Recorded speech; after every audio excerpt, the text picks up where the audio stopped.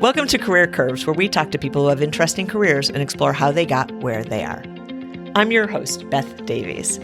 My guest on this episode, Greg Stern, recently took a big swooping career curve when he was appointed CEO of the nonprofit performing arts organization, SFJAZZ. For years, supporting SFJAZZ was Greg's avocation. He served as a volunteer on the board for 3 terms while working full-time as co-founder and co-chairman of BSSP, an independent creative advertising agency that has developed award-winning marketing solutions for clients including Blue Shield, Mitsubishi, Priceline, Mini Cooper, and more. With his new role, Greg is doing what many of us dream of doing, flipping things around and turning his passion into his vocation. I'm happy to be here with Greg to find out how he built his career in advertising, how he got involved in SFJAZZ, and how he made his recent transition. So, welcome, Greg. It is wonderful to have you as a guest. Thank you very much. Happy to be here. The place to begin is probably with your recent move to CEO of SFJAZZ. So first, though, what is SFJAZZ? SFJAZZ is a jewel of San Francisco, really. A 37-year institution, performing arts organization. We've had our own home for about 7 years. We built a building that is said to be one of the only, if not the only, freestanding building dedicated to jazz in the United States. So for 37 years, Randall Klein founded and has led as artistic director and founder this institution that is a leader in the creation, the presentation, and the education of jazz, and really explores all forms of jazz, from early African-American roots through the blues to contemporary and international expressions of jazz. Very significant education department, which involves everything from outreach in schools to a year-round presentation on 2 stages at the SFJAZZ Center, as well as other venues across the city.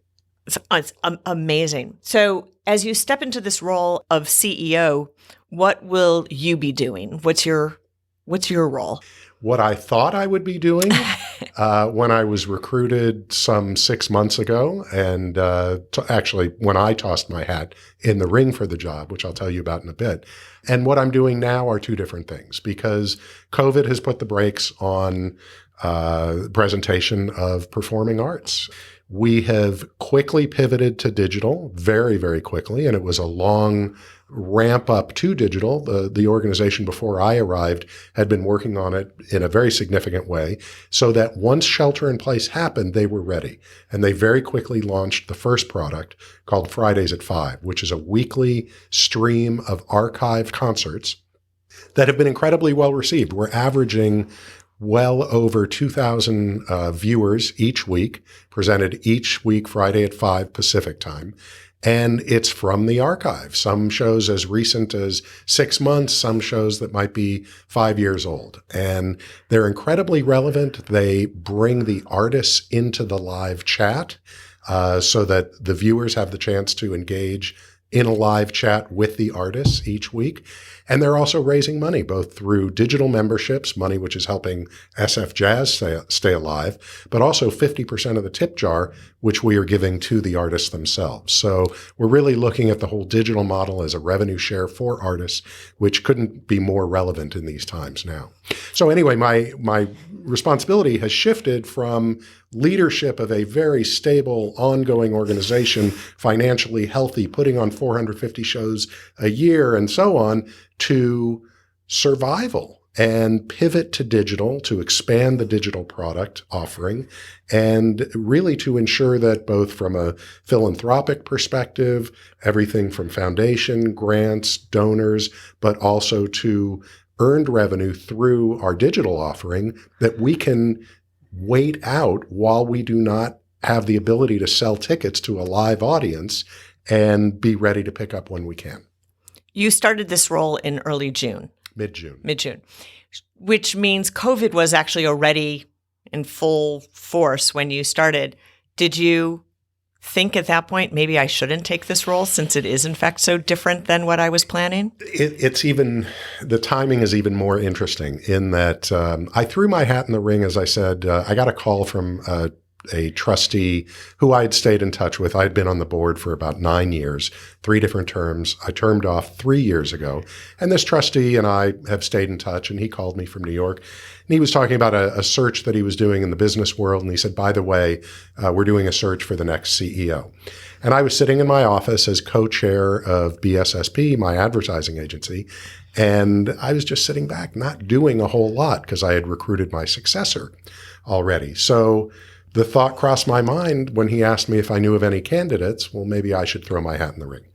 Fast forward 6 months, it was a long search process involving a recruitment firm, an international search, 200 candidates. And in the end, for a variety of reasons, it came down to me.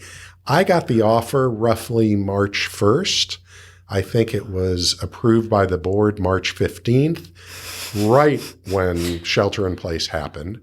So I started working really before my official day of June 15th. So I was aware of what was going on. I had a nice opportunity for transition, a very generous transition with my predecessor, Don Durheim. And that made for, a graceful entry into the role. Did I have second thoughts given the situation and the fact that we weren't presenting? I wouldn't say I had second thoughts. This is not what I anticipated when I tossed my hat into the ring. But it's a whole other set of challenges that is really calling upon skills that I've developed over the years. So I am enjoying it, but it's different. You mentioned that you were a board member for 9 years, so 3 terms, and that there were 200 candidates that they were looking at for this role. But clearly you were an insider. You knew the organization. They knew you. Sometimes people in that situation can get resentful that they have to go through a whole process when an organization actually kind of knows them and they've even contributed and given so much. How did you manage the messaging inside yourself, knowing that you were one of 200 candidates, even though you had already given so much to the organization? Quite the opposite than resentment. I was grateful that it was a legitimate search. Had they bypassed a proper search with an outside firm and starting with that wide funnel at the top, I wouldn't have had legitimacy. And even now, I feel that I have to remind staff who were wondering that, no, this was a very legitimate search, and here are some of the types of candidates that they uncovered along the way from the nonprofit world, from the music world, the diverse slate of candidates as well. And I got the job not because I was an insider, but because of a set of skills in brand extension and digital product building, a passion for the music, being local, knowing the organization, at least as a trustee. So I think it was skill set, not insider track. And I needed that legitimacy, both myself and for credibility. It's a great point. Where does your passion for jazz come from? Comes from my parents, no question. My father, I grew up in Los Angeles. My parents were from San Francisco Bay Area, and my father was a musician. And then he went on to promote music acts, primarily jazz. When they moved down to LA and had me, my father remained in the entertainment industry as a talent agent, but also very active in the music business.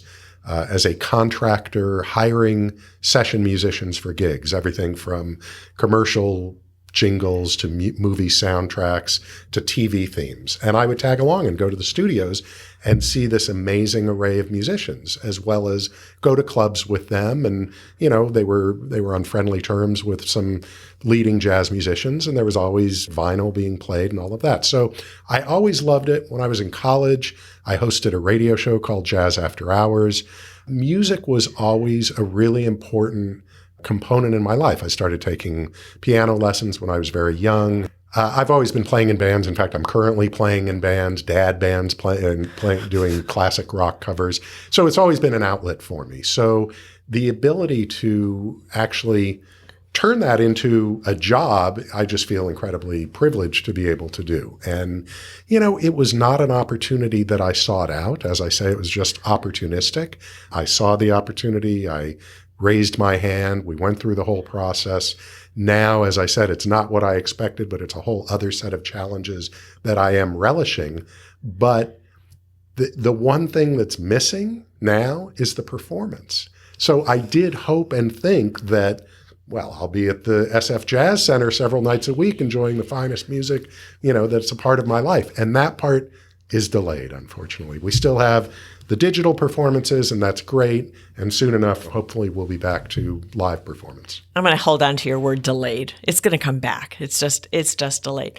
So you mentioned growing up, you saw your father involved in the business of music and the business of jazz.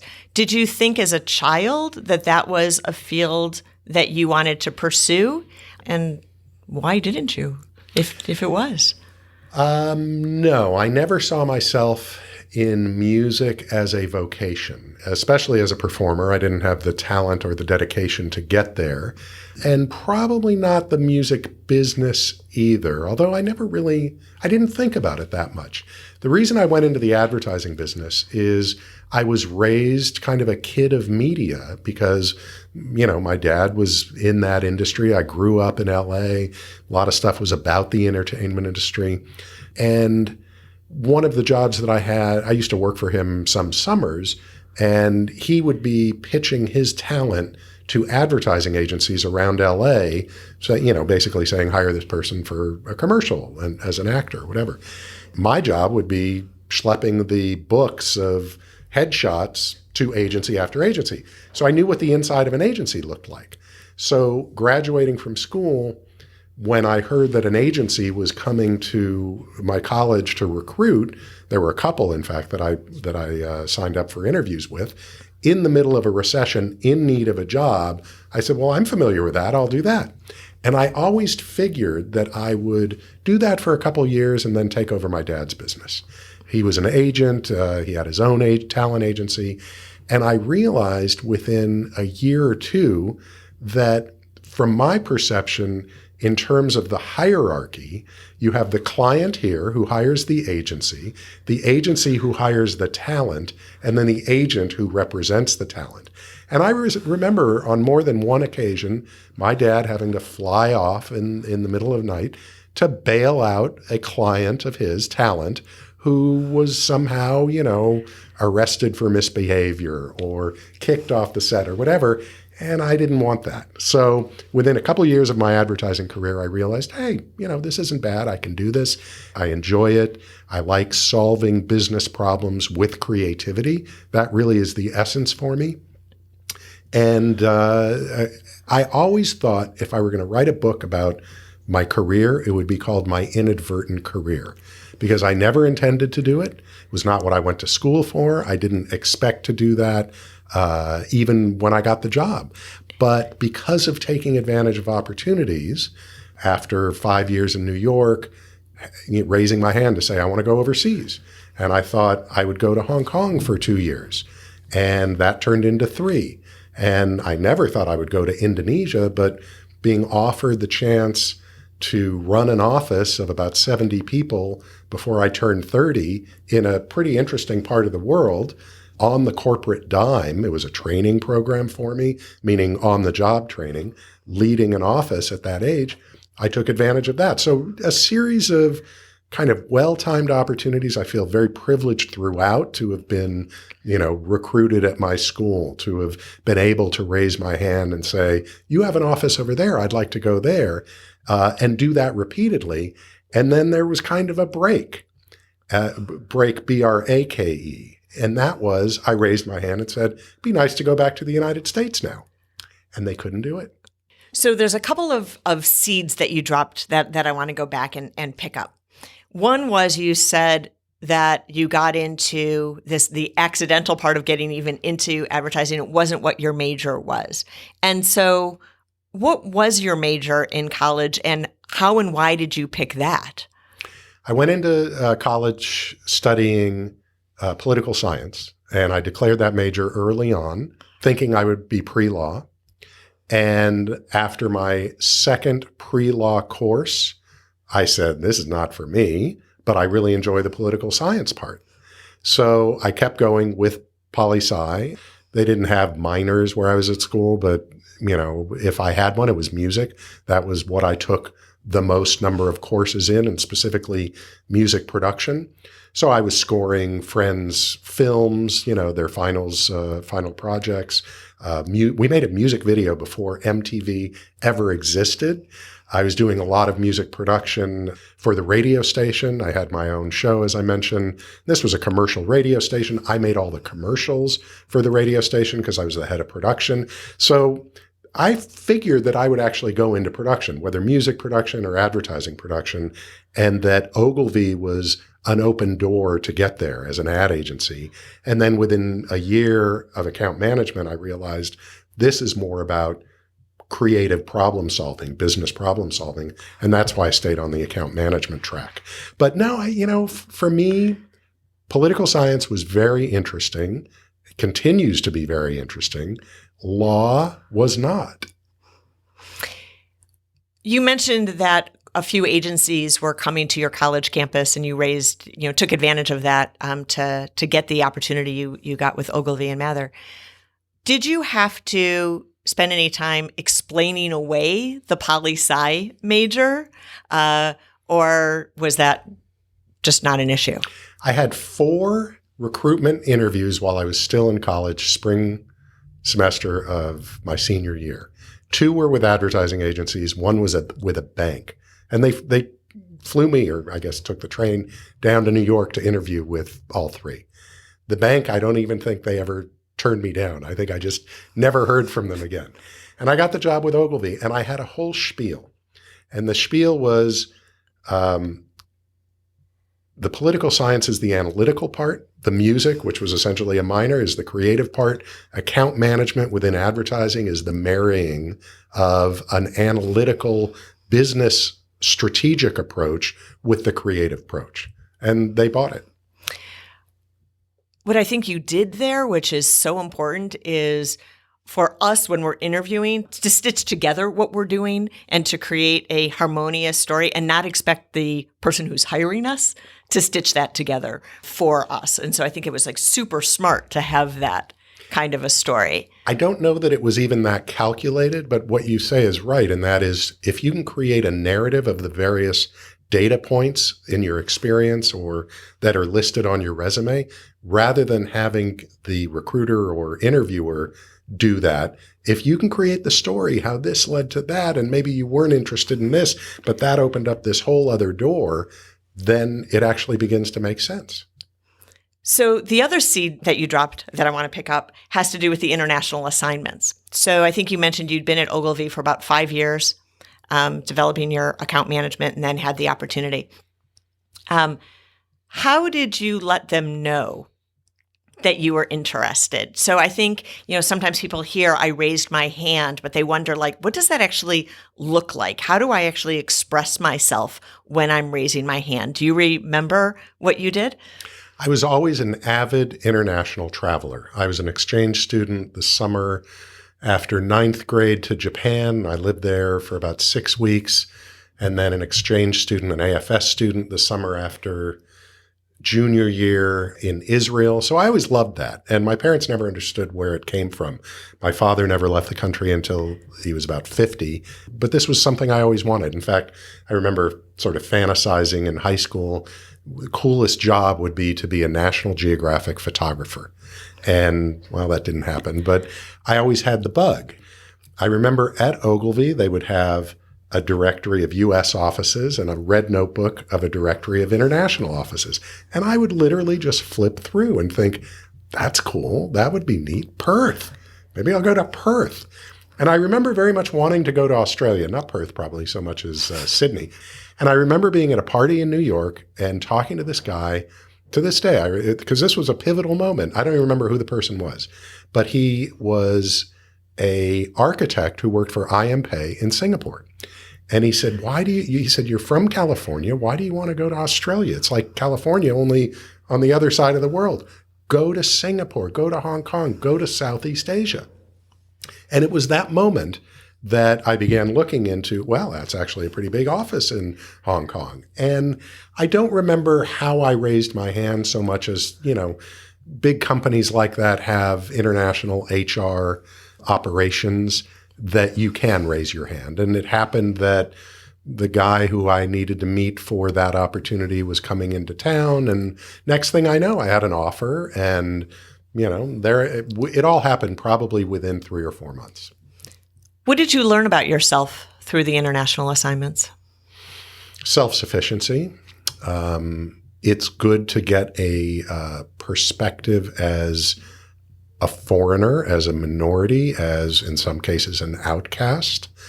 And again, I'll use the word, I was a privileged outcast. I was in Hong Kong, I would say mid to senior level manager, but I was an expat, but certainly not living, such a high life. Jakarta, I was running the office, young, but there were all the accoutrements of being in Indonesia on an expat package, and that was fun.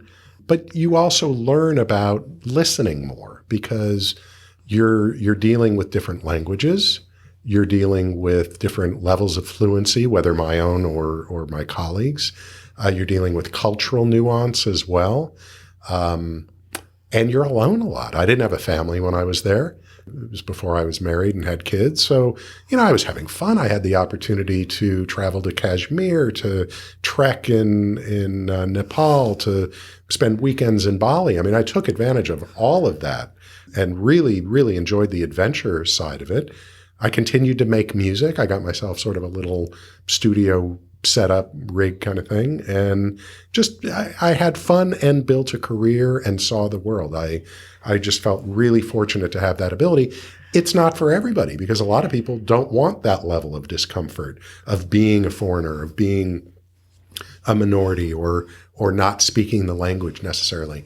But I really enjoyed it. And importantly, at a young age, it allowed me to deal with clients at a very senior level, more senior than I would have had the opportunity had I gone along the hierarchical path in the United States at the same organization.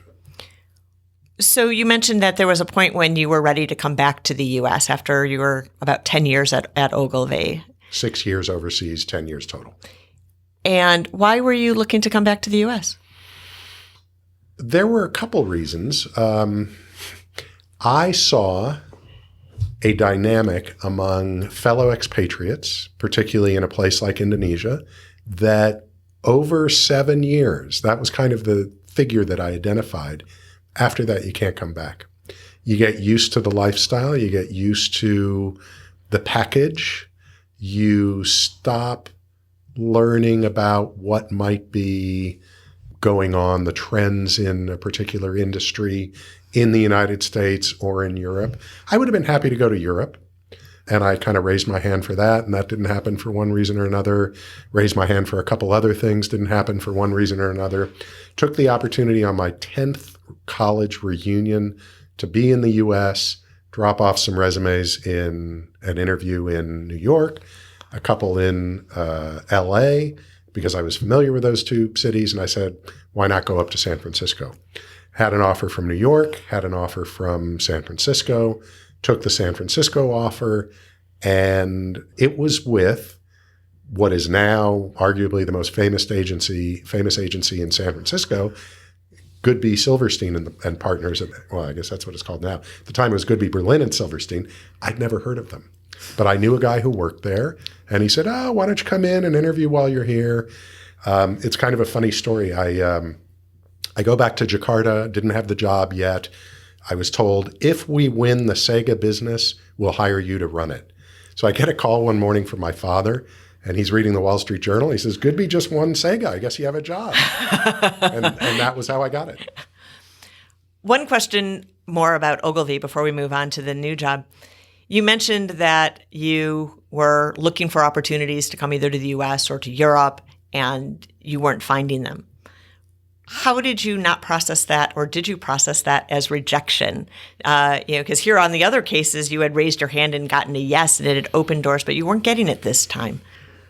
That's a really good question. I found that this company in particular, and many American companies, are not great at repatriating. And I think one of the main reasons for that is America is so American-centric that many people don't understand the value of the overseas experience. So when I left, I was an account supervisor. And in the mind of the people that I left, I'd been gone 6 years, but I was still an account supervisor. I wasn't managing director of a 120-person office. They didn't process your growth. Exactly. So I processed the rejection as not really a rejection of me so much as a lack of appreciation for the experience that I'd had. And there were reasons for each. There was a reason because the American Express client in Europe, it was a pan-European job, wanted a European, not an American. Okay, I appreciate that. In LA with Ogilvy, it was a job to run, at the time, the Microsoft account. And I met the client and they, I've been literally in the jungle for the last 3 years. What does he know about computers? And again, a fair assessment. But that was when I realized, okay, I can wait for an opportunity or I can take matters into my own hands. And that's what I chose to do. The other opportunity, is just funny that to note, again, the way a company works and when you need to, a global company, and when you need to sort of take control yourself. I remember the head of international coming into my office in Jakarta and saying, Greg, the next job for you, you should choose on the basis of what's right for the company, not just personal action. I said, really? What's that job, Alex? And he said, we want you to run Venezuela. And I'm thinking, I've been overseas for 6 years, 3 years in Jakarta, and you want me to go to Venezuela? That's not next on my list. That's not what I want to do. So I was not a career expat. And like I said, I took matters into my own hands and, it all worked out. And they got the Sega account, so you got that job.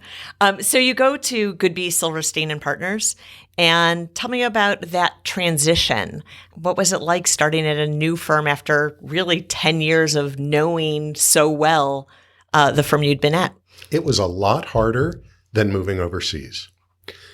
For a variety of reasons. Again, one is there's little appreciation for the overseas experience, and that's fine. So people didn't know, you're coming from where? Jakarta? Chicago? What? It just didn't really register, but that's okay. That was my own personal experience. They didn't need to appreciate that. And I don't mean this company didn't, but I was running an office the size of the company that I just joined, where I was decidedly not running that office. So that was also a challenge, a personal challenge. But it's also where I met my two partners, and they educated me along with Goodby in the ways of creative advertising, which was not something that I was particularly experienced in, particularly 6 years overseas. I'm talking about really knowing the difference between great work and okay work. And that was a tremendous education because that paved the way for the values of the firm that I then started with my two partners. So the three of you had all been at Goodby together. Yes. And they're the ones who planted the seeds to go out on your own? They left about 4 or 5 months before I joined them. They left. They were a creative team that went back several years prior as a partnership. John Butler and Mike Shine, and they'd been working in New York. Then they came to Goodby together. And we worked together on the Sega business, among others. And they left probably middle of the year or July. We're freelancing out of John's kitchen.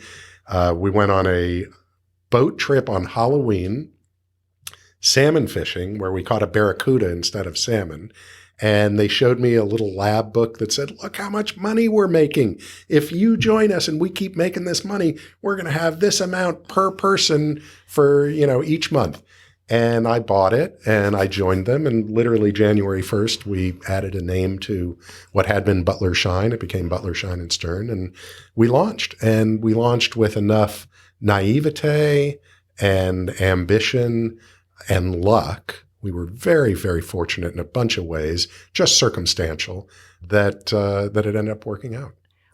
Was there anything you needed to do as you were leaving Goodby, Silverstein and Partners to not burn bridges there? You were there, maybe a little over a year. And I could imagine some people saying to you, you need more time there. You have to put in some time there and be a good soldier there before you leave. Was there anything going on with that exit? As I recall, I gave them 8 weeks notice. And one of the last things I worked on was a shoot in Chicago in November for Sega, for Sonic the Hedgehog, I think it was, maybe something else.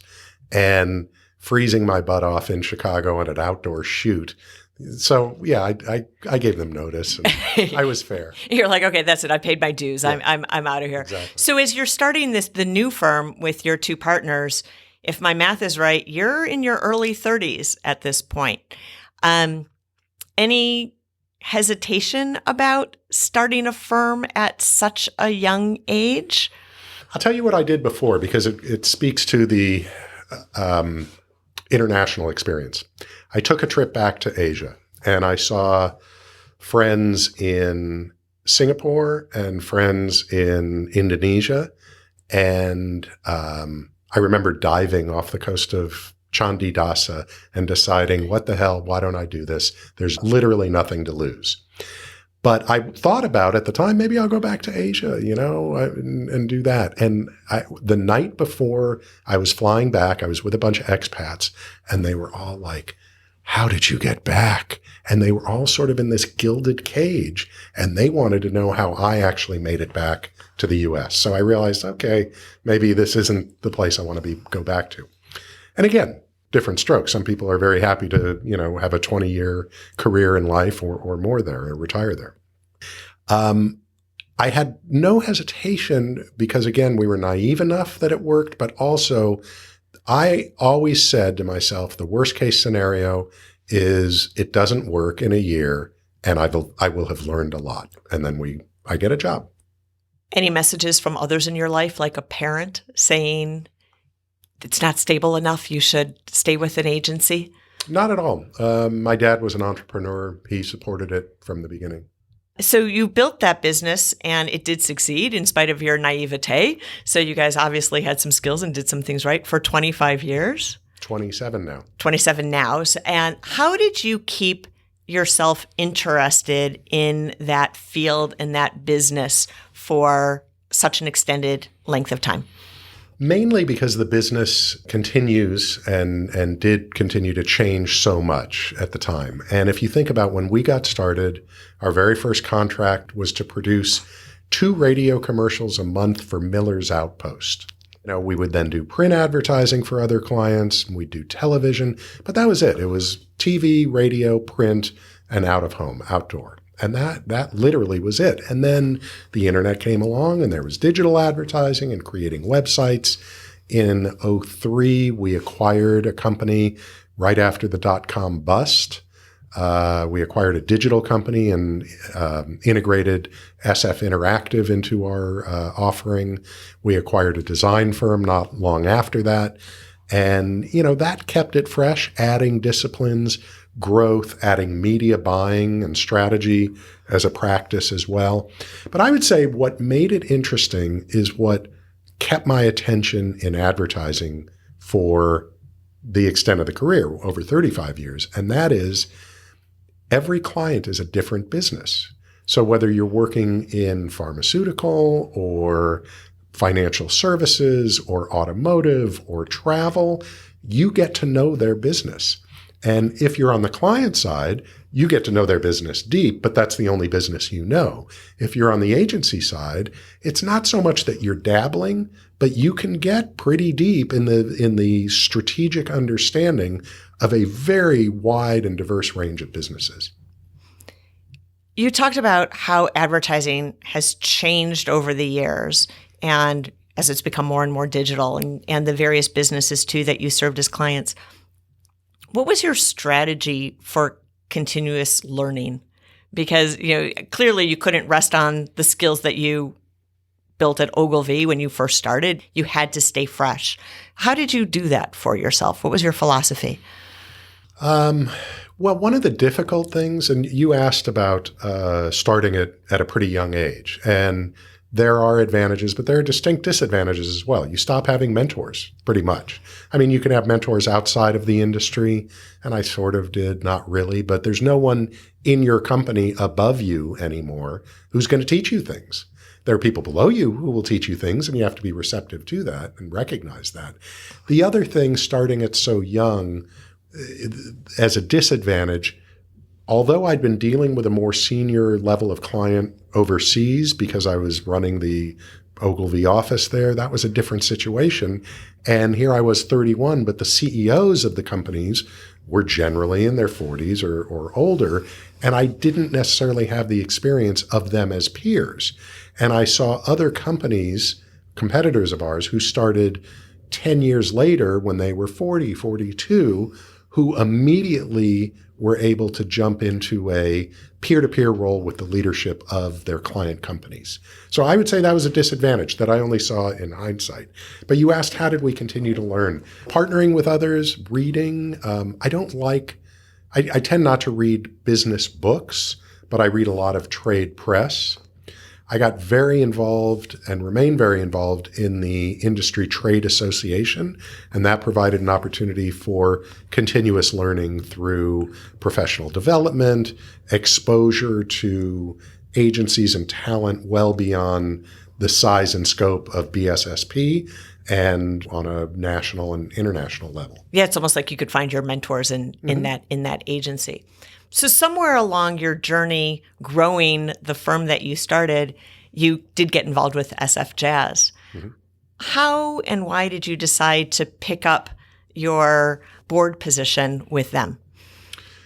One of the first people that I met when I moved to San Francisco was Randall Klein, artistic director.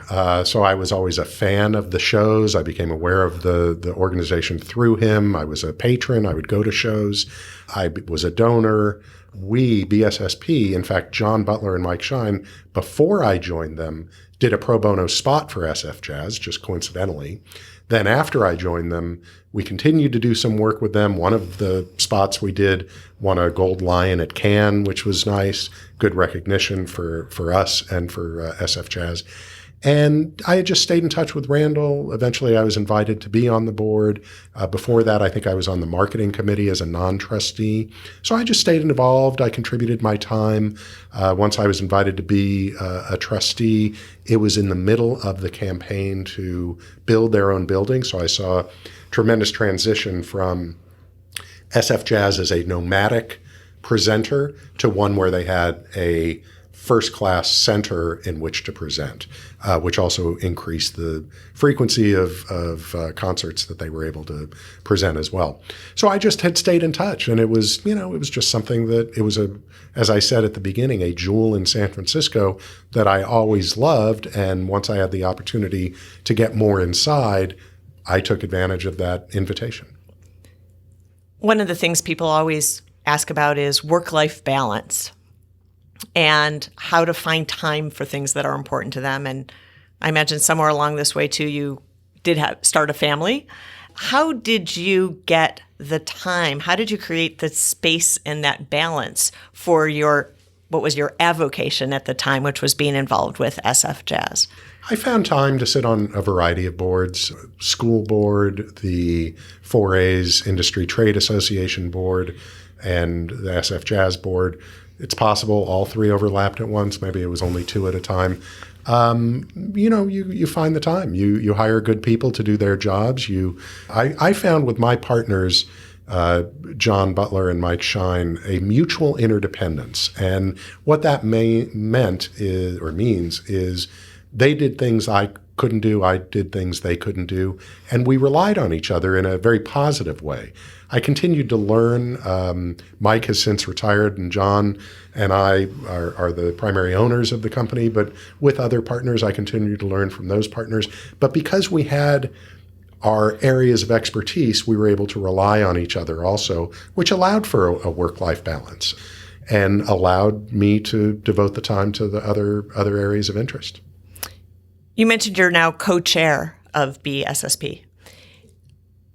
How did you communicate to them and manage this idea of, hey, I'm going to be now CEO of SFJAZZ? So tell me about that conversation or transition. How did that work out? Well, before that happened, I had brought in a successor about 2.5 years before the SFJAZZ opportunity ever came up. So I was co-chair at that time, and John Butler, fellow co-chair, remained more involved because he didn't have a successor as chief creative officer. So he was a little bit more involved in the day-to-day at BSSP.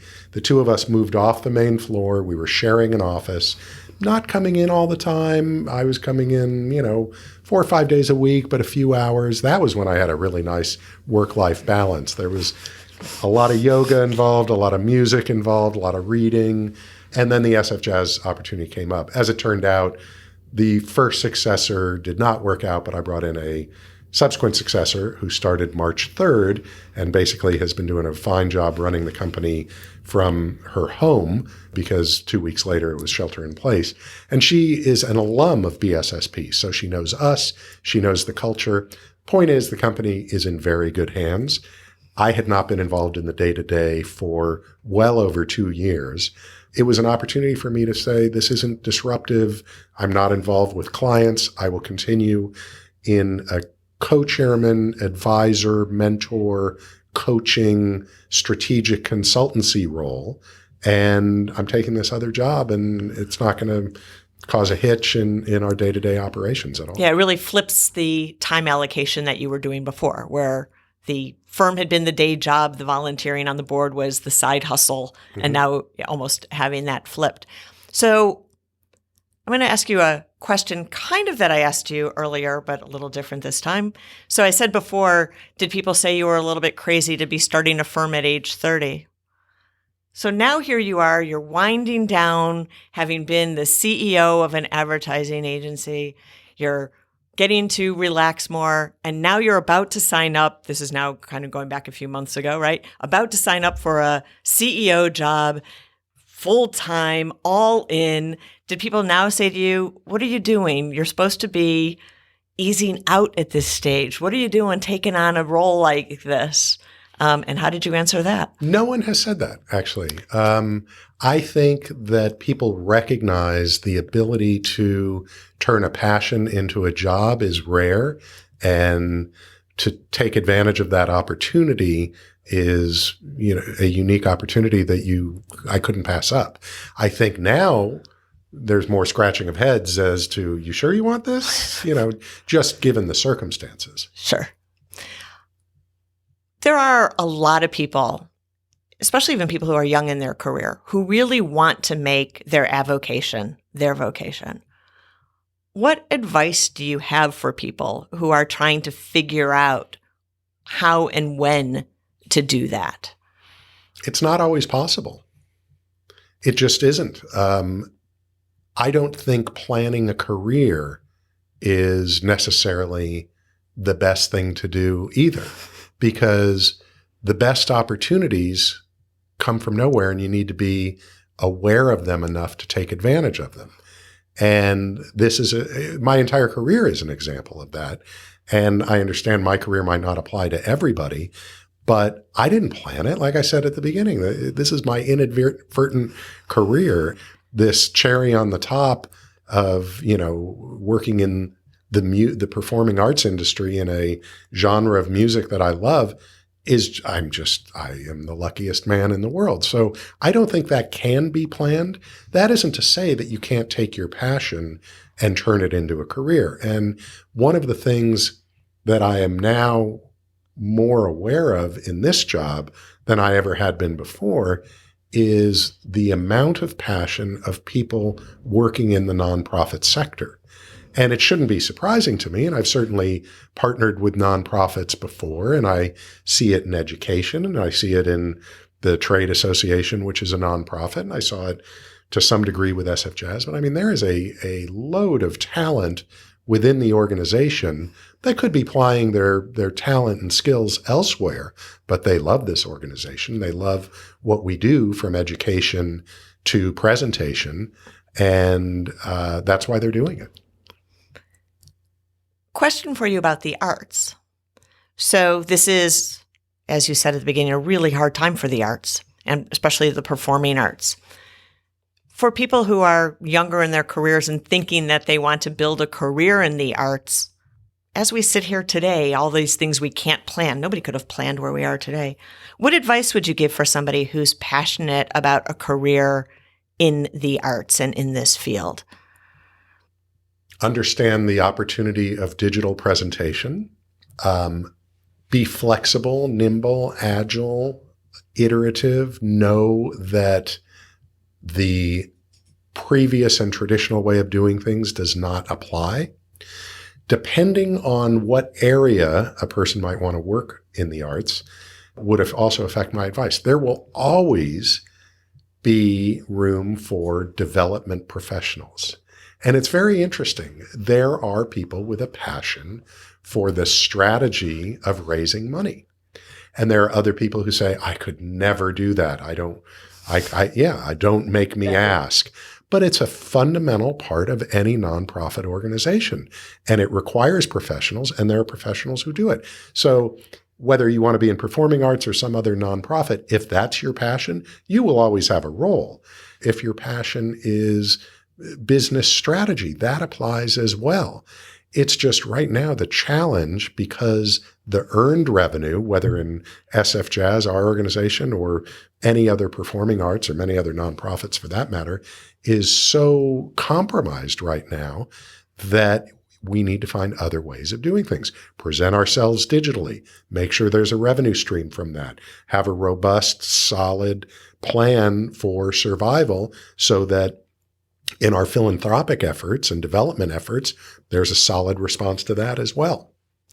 It really goes to what you said when asked about avocation of keeping yourself open and not over planning your career, which I think is a big part of why we're doing, I know, in fact, it's a big part of why we're doing this podcast, which is so many people are looking for a linear career path. And I don't know that they've ever existed, but the more interesting are the career curves, which are like, look, the bends in the road are going to come. And so be flexible to the bends and enjoy the bends. In fact, they're far more interesting about what's around that next corner. I couldn't agree more. I think, and I will emphasize, I've already said this, the opportunity to spot these opportunities where you might not have expected them is what will make your life and your career interesting. The good news is younger people today in the workforce are anticipated to be in 5 to 7 different industries, not just jobs, but completely different paths over the course of their career. And I think that's great. I think that's fantastic. I feel fortunate that at the end of a long career in one industry, I was able to translate my skills into a new one. But to have the opportunity to not always look for the promotion and look for the raise and hop onto another company in your industry because they're offering you a few $1,000s more, that's just not what it's about. And instead, find a place you love with people that you respect, and then find another place that you love with people you respect.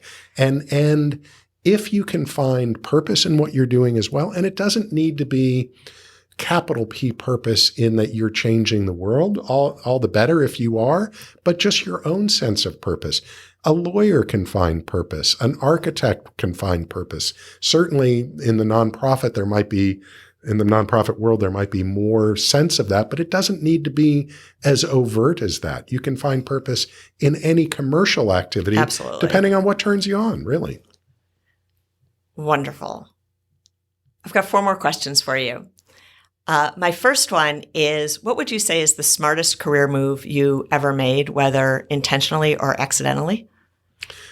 2 things. One, going overseas, choosing to go overseas and challenging myself that way, which I think was smart from a personal point of view, not necessarily from a career development point of view, from a personal career development, but not necessarily external perception of that.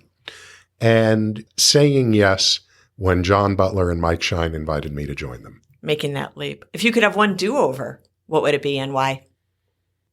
Possibly taking even more turns. Like I said, I had 37 years in one industry. It served me well. I served it well.